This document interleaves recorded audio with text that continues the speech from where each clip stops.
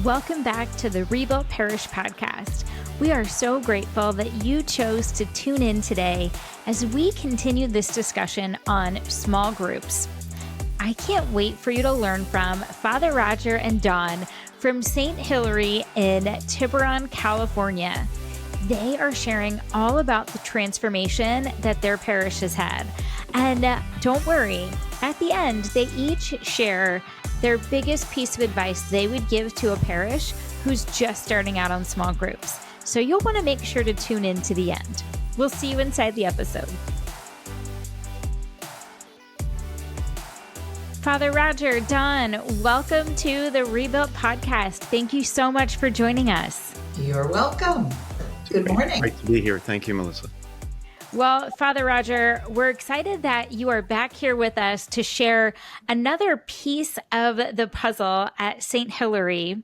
And Dawn, we would love for you to just start and tell us a little bit about what you do at the parish. I am a part of the leadership team for small groups, and I work with 6 in total on the leadership team, and we all are actively involved with outreach with the parish, talking one-on-one with the group members, recruiting.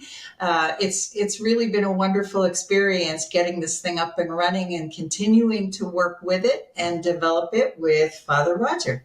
Oh, that's so great. It's so fun seeing how St. Hilary has taken the concept of small groups and has run with it. And I'm just excited that everybody here gets to learn from the two of you and hear about how your parish has been transformed. Terrific. So let's start with this question for Father Roger. Can you share what led your parish to prioritize small groups? Yeah, so the journey has been a long one. I came here in July of 2020. And before that, I was in a parish in the city for 4 years as a pastor. And I had come to the conviction that small groups are one of the major engines of growth in a church, of a health and drivers of a healthy culture in a church. I'd come to learn that, of course, through Rebuilt. Read all their books and been part of the Parish Association for a long time. But I also started seeing it in other places. I was reading books by Rick Warren, The Purpose-Driven Church, of course, The Purpose-Driven Life, but also The Purpose-Driven Church, which is really written for pastors, as I understand it. But about the importance of small groups. And there was just a convergence of information that made it clear to me that small groups were the way to go. And so in my last parish, we had a little secret weapon. She was a 5-foot nun named Sister Angela that no one could say no to, from Italy. And so she got the group. She was our small groups director, and we got groups going there. And then when I came here, I was even more convinced about how important it was. So that's how we got to where we are today in terms of the motivation to grow small groups and to become a parish of small groups. Yes. And I love that you say that, Father Roger, a parish of small groups. Now, you had seen what worked in another parish, your past parish with small groups. When you got to St. Hilary, what was the state of community engagement before small groups? Well, the good thing for me was that I had been in this parish before. So from 2014 to 2016, I was what they call the parochial vicar, or the assistant priest to another pastor. So I'd already known the church, and it was always a wonderful church with wonderful people. But the main way that the community was developed in this church prior to small groups was through big events that we'd hold in our hall, like dinners and with a lot of wine, and there'd be a prayer at the beginning, but that was pretty much the only spiritual component. And I'm not saying those things are bad. It's good to get to know people on a social level. But after reading all these books, not only Rebuilt, but all these other parish revitalization books, I again became convinced that while that's okay to be, we're not a social club primarily. Right. Our mission is, well, we have a specific mission statement, but in general, our mission is to make disciples, right? To help people grow in faith and grow deeper in their discipleship. And having these big dinners where everybody's, having fun is great, but not the primary way that we're going to achieve our mission. So that was kind of the state of the community. And what's interesting is that it hadn't always been that way, because with the Renew 2000 movement in the year 2000, which was a movement in the Catholic Church, as I understand it, we did have small groups here.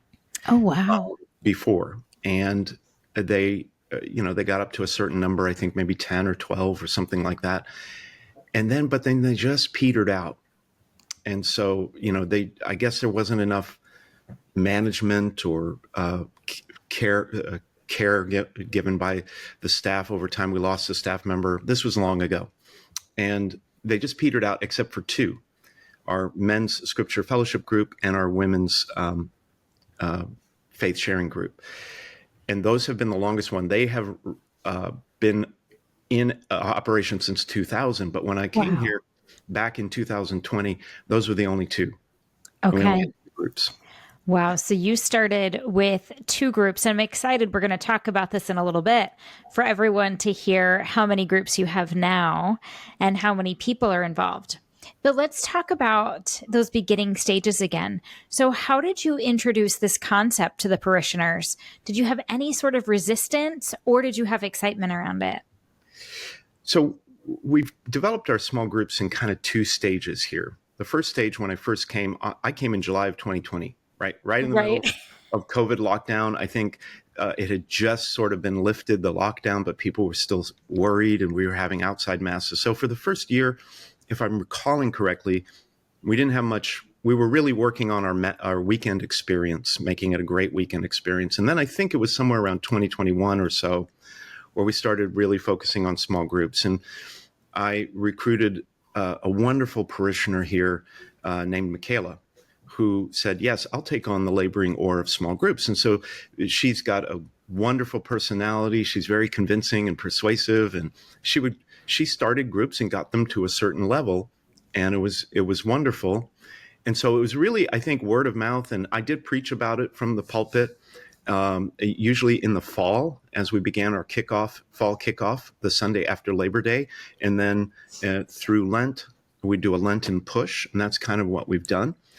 I wouldn't say that I received any active resistance from it, but I did. There was sort of a passive indifference from most people, sort of a polite thanks, but no thanks. But we did get to a certain level. And then phase 2 is where Dawn and the leadership team took over. Oh, that's exciting. Okay. So Dawn, can you share a little bit about what you and the leadership team did for that phase 2? I think that Father really started this perfectly, because it did start in the pulpit. It really did. And first, the announcement of small groups, and then the construction of this team. And I remember asking Father, how did you put together this team? Because 6 of us came from different areas of expertise, which really built, it made us approach the parish in a way that, once the planning was in place, made it efficient. And we had people with different capabilities. So first we had somebody who was, first we created a plan. We created a plan for how we would do the outreach and how we would bring people into this new project. And to do that, we needed to have somebody who could help us develop forms so that we could ask people some questions. And then we needed to look at the data, and then we needed to match people. We actually matched people.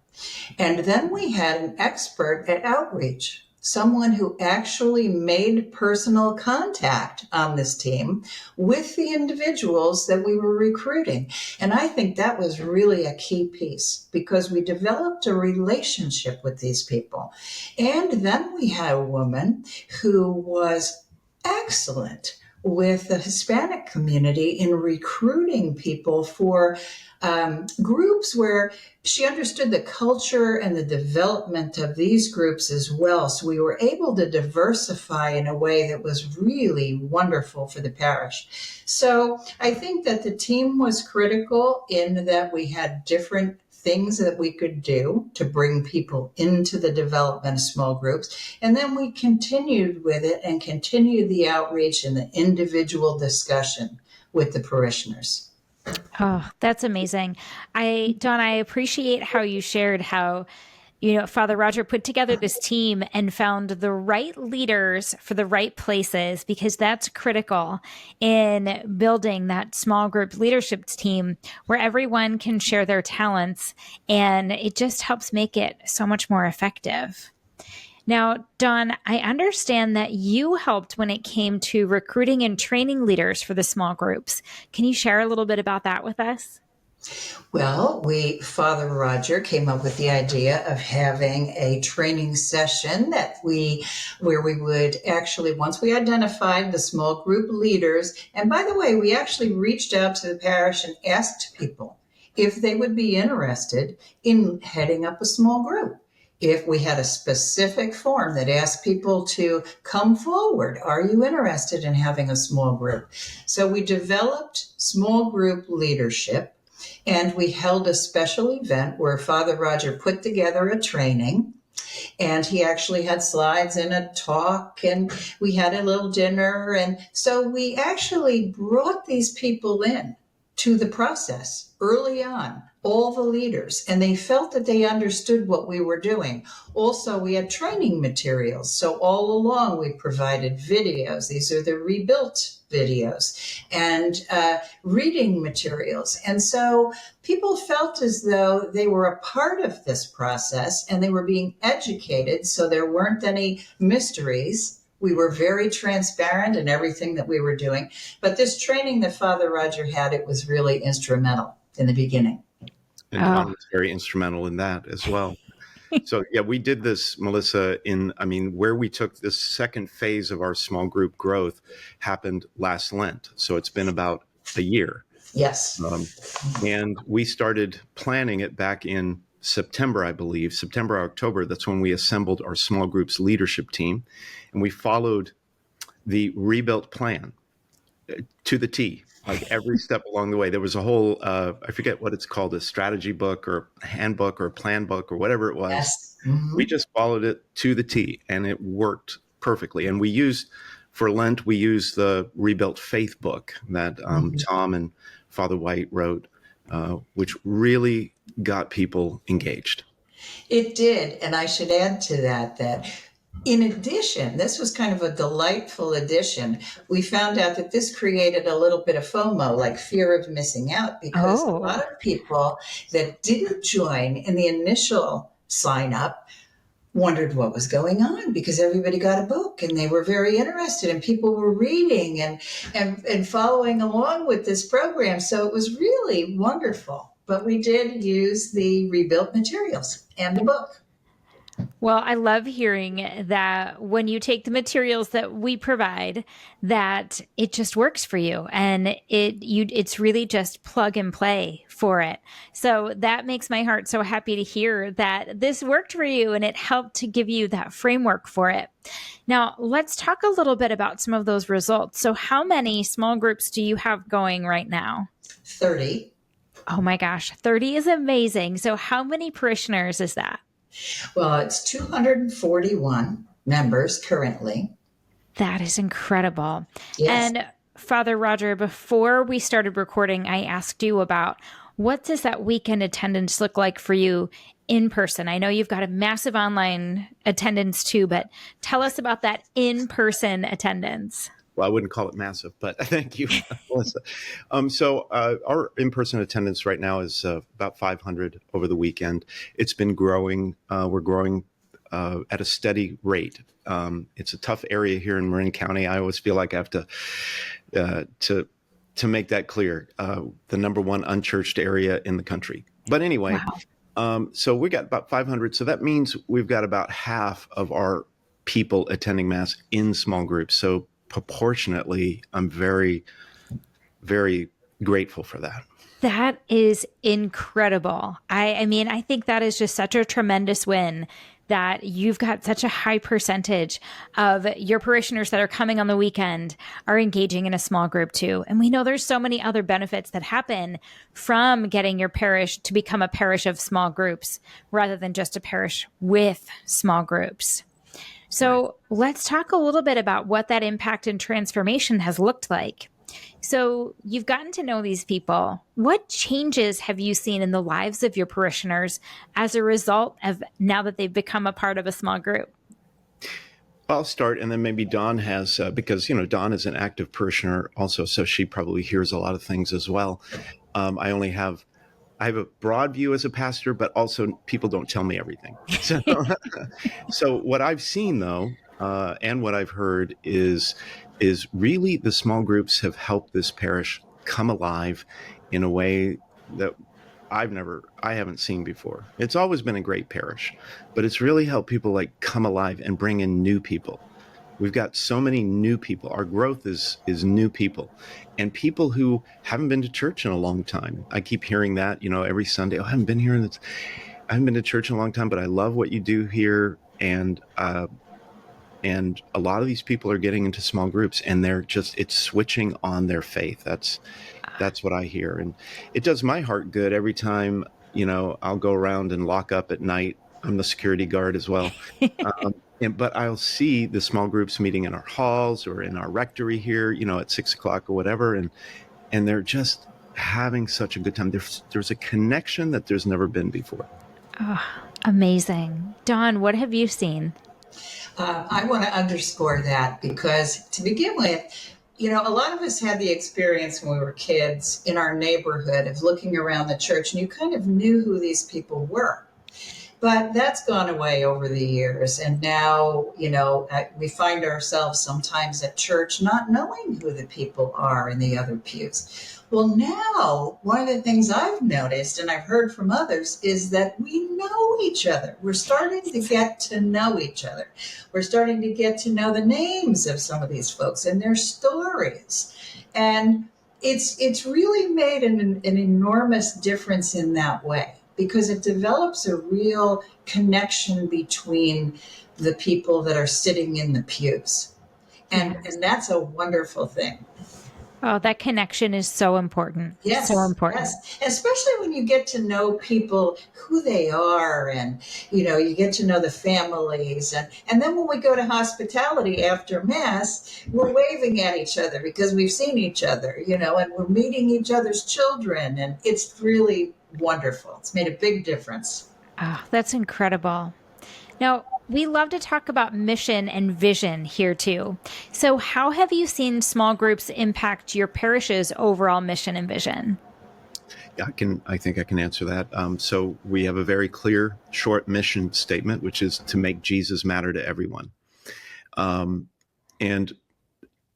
Matthew 28, I believe it was Matthew 28, Jesus said, go and make disciples. That is the mission statement of every church around the world, is to make new disciples and to deepen the discipleship of the people who are already disciples. And we decided on the mission statement to make Jesus matter because in Marin County, where we are, which is San Francisco Bay Area, like I said, it's the number one unchurched area in the country.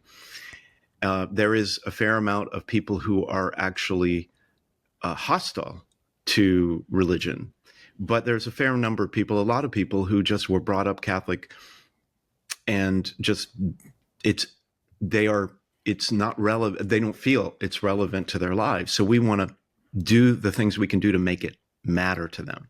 And then our vision statement is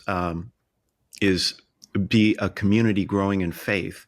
Become a community growing in faith where everyone loves to belong. And I think that's the key piece here with small groups. We want to be a church where everyone loves to belong.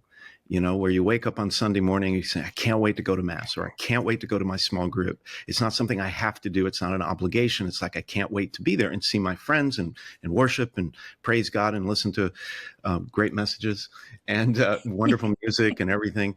And so small groups are a huge part of that, because that's where, like Don said, that's where a big church, and as Rebuilt always says, that's where a big church gets small. That's where we Yes, know each other. And so absolutely. you feel like you belong. Small groups are the place where people can feel like they belong to a church, where others have their backs. They feel they're in a secure, safe environment where they can trust their other group members to help them through life's problems through faith. Definitely. Oh, I love the way you put that. That was perfect. Thank you.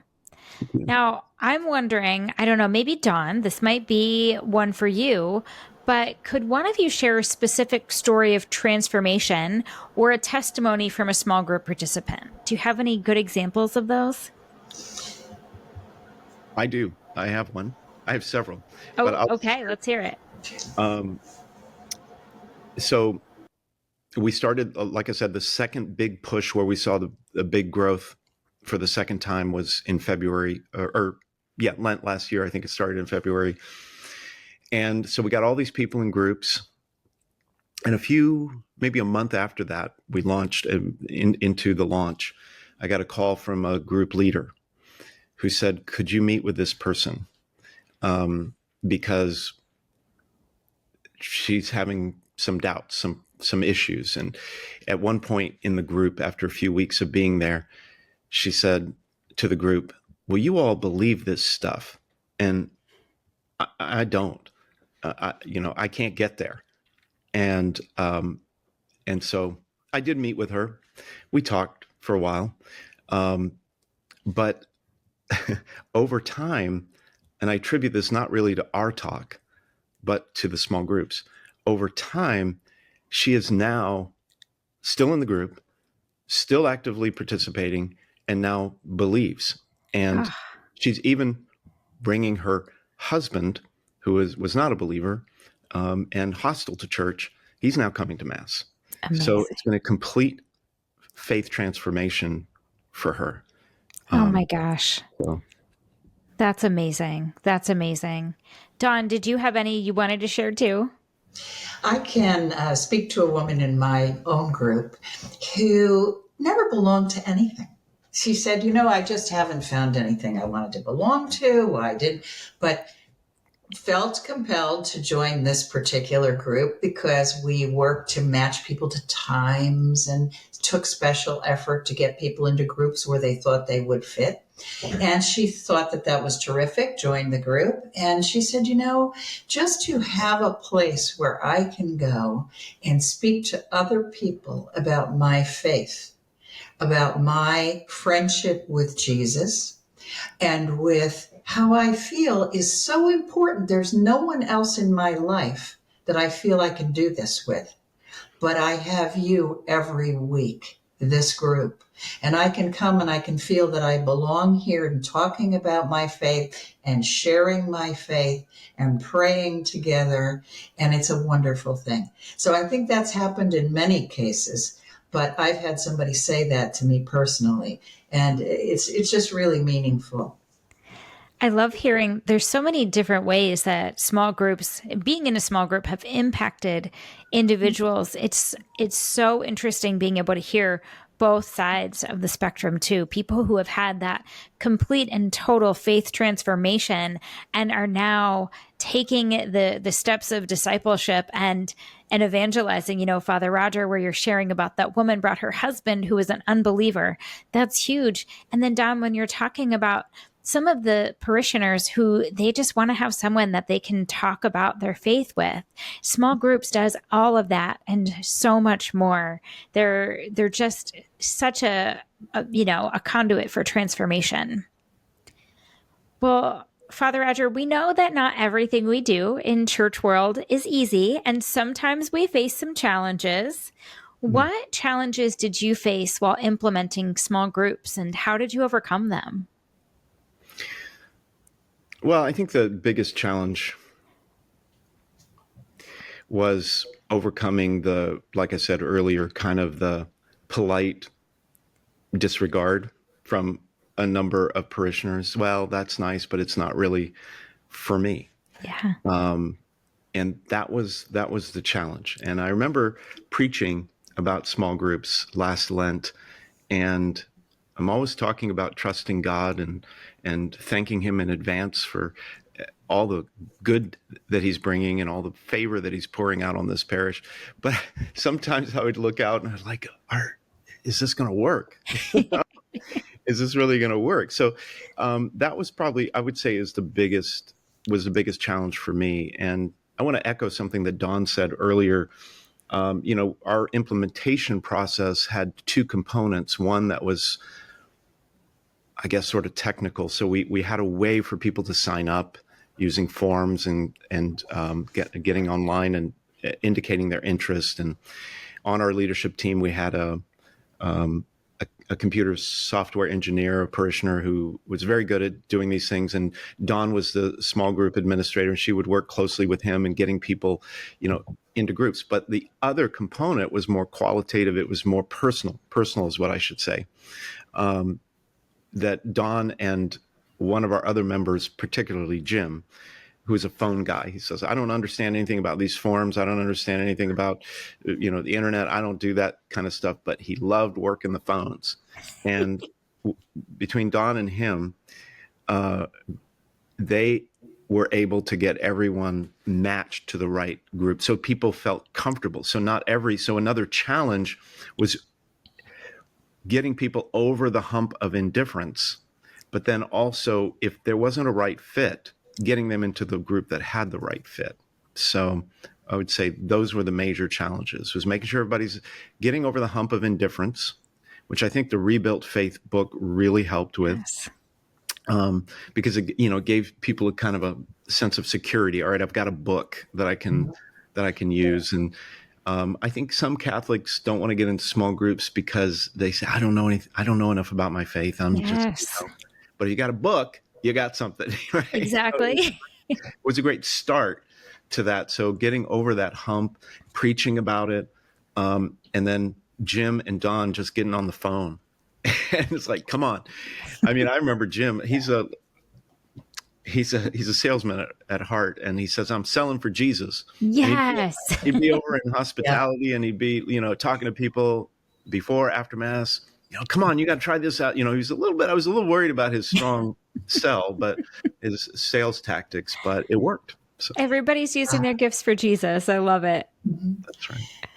There was something I should add here that Father, you did that was brilliant, I think, because one of the biggest humps we reached is in the very beginning, signing people up, is people have a fear of commitment.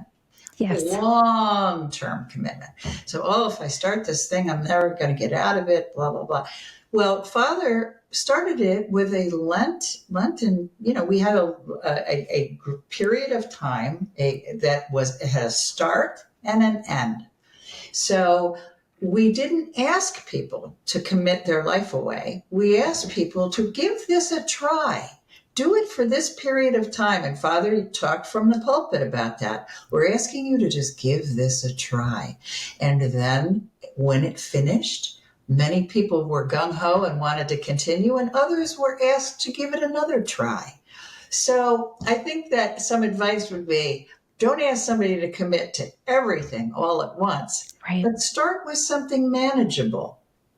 That's great advice right there. Well, I know your parish has a lot of goals. So I'd love to know, and I'm sure our listeners would love to know, how do you keep small groups fresh, relevant, and connected to your parish's goals? So that is something that I perceive it to be a little bit of a struggle. So every week, in terms of content, we produce a weekly email that goes out to the whole parish. It summarizes the homily, the message for that week, as part of the series that we preach. It provides a prayer that the small group leader facilitator can use to open the meeting if they don't feel comfortable yet praying extemporaneously. And then it provides a list of questions for them. to discuss. And so we give them that structure every week, and that works for a lot of groups. We had gotten a little bit of feedback last fall that some of the groups were feeling like there wasn't enough structure. So we started providing a supplement every week, a written supplement. I had this grandiose idea of writing like a booklet for every series that would, have pictures and, diagrams. It's like, well, we're a small parish. We couldn't accomplish that. But what we were able to do through our operations manager, Lisa, she would spend some time every week taking the theme of the message, taking what discussion questions I had, and augmenting that to try to give a little more structure and to let people who are kind of nervous about not having the structure feel more comfortable, like kind of a book, something you can hold in your hand. Right. We discontinued that at Christmas because although some groups were using it, it turned out we didn't really need it. So most groups are just happy with the weekly email that comes out. The other struggle, though, is that not every group is on that page with connecting it with the message series, because that's the goal, right? The small group, that's the goal, and the gold is when the groups are discussing the message. And unfortunately, I mean, there are a certain number of groups, I don't know how many, that want to go their own way. They want to like do a Bible study. Like we have one group that is or has done a Bible study on Revelation, the book of Revelation. I'm like, don't do that. Like, don't do that. It's such a complicated, but they want to turn it into a Bible study. Now, so I don't take a heavy-handed approach with that, because I'm just happy people are meeting and with each other and feeling connected. And, so that is the struggle, is to provide that structure that people feel safe enough to move away. I think my personal opinion is that Bible study is great, but it's not a small group. Right. Of course, in a small group, you discuss the scripture, but how it applies to your life. Yes. And I think that there are people that are a little afraid to do that. And that's why they kind of move back to, let's get back to the facts. What does scripture, what does this passage mean and all this? And that's not bad. It's just not a small group. So I've sort of lost track of your question, but that's okay. But what you've done, you've pointed out the difference between, a Bible study is head, right? We're studying what it says, but small group is heart. It's where they're taking the scripture, how it applies to their life, and being vulnerable. And you do end up being vulnerable in a small group, which we can see there are some people who want to lead with head, right? They want to learn, and learning is great, and studying the scriptures is great, but you're not always sharing your heart when you're doing that. And that's part of the point of small groups is that personal connection. Yes, 100%. So go ahead. Okay. So here's my next question for you. How do you measure success for your small group ministry? Don, you want to take that one? Two ways. One is that by people staying in, so the actual metrics, by people staying in the small group, maintaining numbers, we always look at them. We look at the number of people who fall away, the reasons that they fell away, people who come on board that are brand new. We even track people that move from group to group, and we have a handful of those. A time doesn't work for them any longer, so they move to another group. So we look at the actual metrics, and then of course we're always talking to these people. Always. Jim, the person that Father was talking about, is excellent in his outreach, and we'll do a check-in. So every few months, I would say like once a quarter, maybe at most 4 months, Jim will call the group leaders. And he will ask them, because we're asking, are these folks still in your group? So that we maintain this in a spreadsheet for outreach. We actually know the people that are in every single group. We keep our database updated. And he'll ask what's going on. How does your group look? What's happening? We've taken a somewhat flexible approach over summer too, and this is very important because we live in an area where people travel far and wide, especially when the kids are out of school. So a lot of people want to know, well, what's going to happen? What's going to happen to this group? And so we've been very kind and forgiving about things like vacation. You know, somebody goes away for a month, we're there with open arms when they come back. So people have a tendency not to drop away forever from their group. You know, they know that the group is still there, that they're still a member, and they're welcome back. So all of these things combined are how we measure the success. How many people are staying in the group, what they have to say to us, flexibility with how the groups are handled. And again, this gets to that training that we had in the very beginning for small group leaders. Very, very important in how they handle their membership and how they run the group. That's a great point, Don, that small group leader training is a critical piece in it, and it will help you.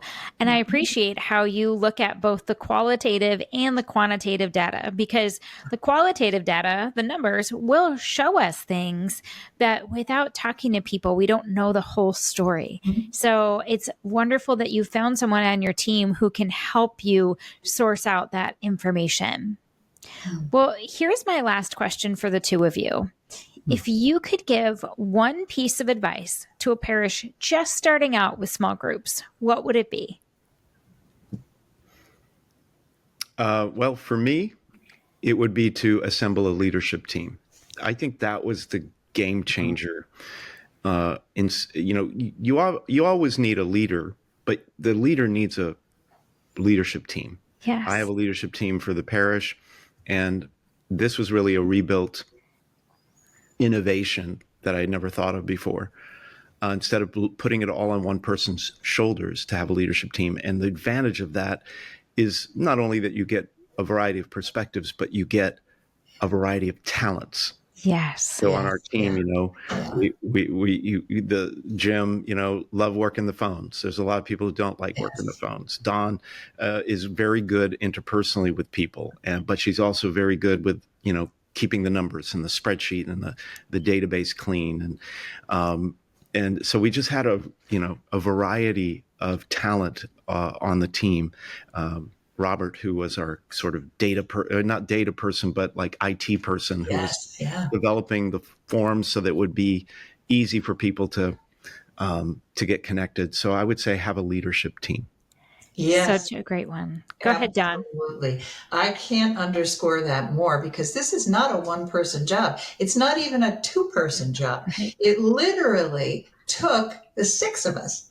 Father from the pulpit, and Lisa she's the operations manager here at the parish. She did overview management as well with Father Roger, and then our software engineer, but also Victoria, who I mentioned earlier, that did our cultural piece. We were able to actually offer small groups that were Spanish speaking, and we gained 3 groups because of that. Amazing. And people who were delighted to join. And these people choose to get together and have dinners, and are still going strong since the beginning of the development of their groups. So I can't underscore it more, what Father said. It's really important what Don just said there about the Spanish-speaking groups, because we are not, we're in an area with not a lot of diversity, but the groups have really helped to diversify our parish and bring people of different backgrounds in and getting connected with us. So that's incredible. And something else that Don said with that really stuck out to me, where, some of the groups are choosing to have dinners together. Father Roger, it's not you. You don't have to be the one to put on these big dinners for over 200 people. The small groups are doing that on their own, and they're having more connection than they would have in a big group dinner. So I think that's got to be a win for you right there. Absolutely. Well, Father Roger, Don, thank you so much for pouring into the Rebuilt community today and sharing all of your success. We are cheering you on, and we are just so grateful that you have chosen to share with us all today. Well, we owe so much of it to the insight and experience of Rebuilt and Church Nativity. So thank you for that. Yes, thank you very much. Amazing. You. Well, thank you both. And I will see you at the Rebuilt Conference in June. Yes. Absolutely. We're so excited. All right. Well, listeners, we hope that you're joining us as well on June 2nd and 3rd at Church of the Nativity in Timonium, Maryland. Thank you for tuning in, and we'll see you soon.